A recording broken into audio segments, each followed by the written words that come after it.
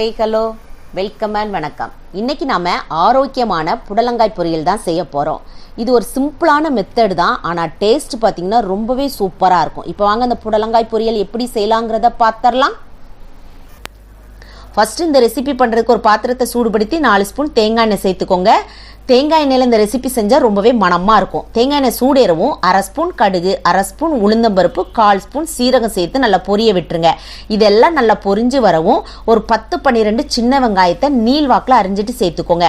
இந்த பொரியல் இந்த சின்ன வெங்காயத்தில் செய்யும் போது டேஸ்ட் ரொம்பவே நல்லா இருக்கும். இந்த சின்ன வெங்காயம் நல்லா சாஃப்டாக வதங்கி வரவும் 2 வத்தல், 2 பச்சை மிளகாய், 2 இனுக்கு கருவேப்பிலை சேர்த்துக்கோங்க.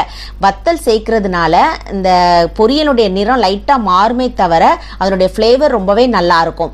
இந்த பொரியலுக்கு இந்த வத்தலும் இந்த பச்சை மிளகாவுடைய காரம் மட்டும்தான், அதனால நீங்க உங்களுடைய காரத்துக்கு தகுந்த மாதிரி கூட்டி குறைச்சி சேர்த்துக்கோங்க.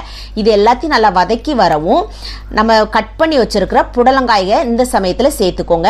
இந்த புடலங்காயில மேல லைட்டா தோல் இருக்கும், அதை ஸ்கிராச் பண்ணிட்டு உள்ள விதையெல்லாம் நீக்கிட்டு கழுவிட்டு உங்களுக்கு விருப்பப்பட்ட ஷேப்ல நீங்க கட் பண்ணி எடுத்துக்கோங்க. இந்த பொரியலை எண்ணெயிலே நம்ம வதக்கி செய்யும் போச்சுல அதனுடைய டேஸ்ட் நல்லா இருக்கும். அதனால கூட ஒரு ஸ்பூன் எண்ணெயை நீங்க நல்லா விட்டு இதை வதக்கி எடுத்துக்கோங்க. முதல்ல தண்ணி எதுவுமே தெளிக்காதீங்க.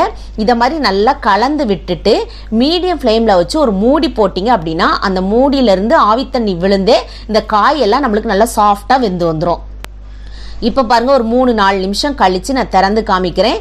காயெல்லாம் ஓரளவுக்கு நம்மளுக்கு சாஃப்டாக வெந்து வந்திருக்கு. இந்த சமயத்தில் நீங்கள் உப்பு சேர்த்துக்கோங்க. ஒரு பிஞ்ச் அளவுக்கு மஞ்சள் தூளும் சேர்த்துக்கோங்க. அது ஒரு லைட்டாக ஒரு கலர் கொடுக்கும், அதுக்காக தான். இப்போ உப்பையும் மஞ்சள் தூளையும் போட்டு நல்லா ஒரட்டை கலந்து விட்டுக்கோங்க.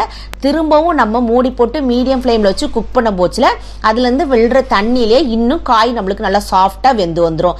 இப்போ ஒரு 3 நிமிஷம் ஆயிருக்கு. இப்போ பாருங்க, காயெல்லாம் நல்லா நம்மளுக்கு வெந்து வந்திருக்கு. இந்த சமயத்தில் நம்ம கடலைப்பருப்பு வேக வச்சு சேர்த்துக்கிடலாம்.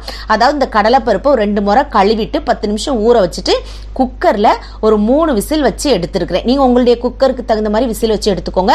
ரொம்ப குழைவாவும் பேரக்கூடாது, அதே சமயத்தில் வேகாமும் ஆயிடக்கூடாது. அதை நசுக்குனீங்கன்னா நல்லா சாஃப்டா வெந்திருக்கணும். அத மாதிரி எடுத்துக்கோங்க. இந்த பொரியலுக்கு இந்த கடலைப்பருப்பினுடைய ஃப்ளேவர் வந்து ரொம்பவே சூப்பரா இருக்கும். இப்போ இதை சேர்த்துட்டு ஒரட்டை நல்லா கலந்து விட்டுக்கோங்க. தீ வந்து மீடியம் ஃப்ளேம்லேயே இருக்கட்டும். மூடி போட்டு திரும்பவும் ஒரு 2-3 நிமிஷம் கழிச்சு நம்ம பார்த்துக்கிடலாம். இப்போ பாருங்க, ஒரு 3 நிமிஷம் ஆயிருக்கு. இந்த சமயத்தில் ஒரு 2 ஸ்பூன் அளவுக்கு தேங்காய் பூவும் கொஞ்சோண்டு கொத்தமல்லி தலையும் பொடிசா கட் பண்ணிட்டு சேர்த்துக்கோங்க. ஒரு சிலருக்கு தேங்காய் பூ போட்டால் பிடிக்காது, அவங்க வேணா ஸ்கிப் பண்ணிட்டு கொத்தமல்லி தலை மட்டும் தூவிக்கோங்க. தேங்காய் பூ அதிகமாக சேர்த்துறாதீங்க. சும்மா பேருக்கு போடுவோம்னு சொல்லுவோம் இல்லையா, 1 ஸ்பூன் அப்படி இல்லைன்னா 2 ஸ்பூன் மட்டும் சேர்த்து நல்லா கலந்து விட்டுக்கோங்க. தேங்காய் பூ போட பட்சத்தில் நீங்கள் ஸ்டவ்வை ஆஃப் பண்ணிடணும். இப்போ நல்லா கலந்துட்டு மூடி வச்சிருங்க. அதுக்கப்புறம் சர்வ் பண்ணுங்க. இது வந்து புளி குழம்புக்கெல்லாம் வச்சு சாப்பிட்றதுக்கு அவ்வளோ ஒரு அட்டகாசமாக இருக்கும்.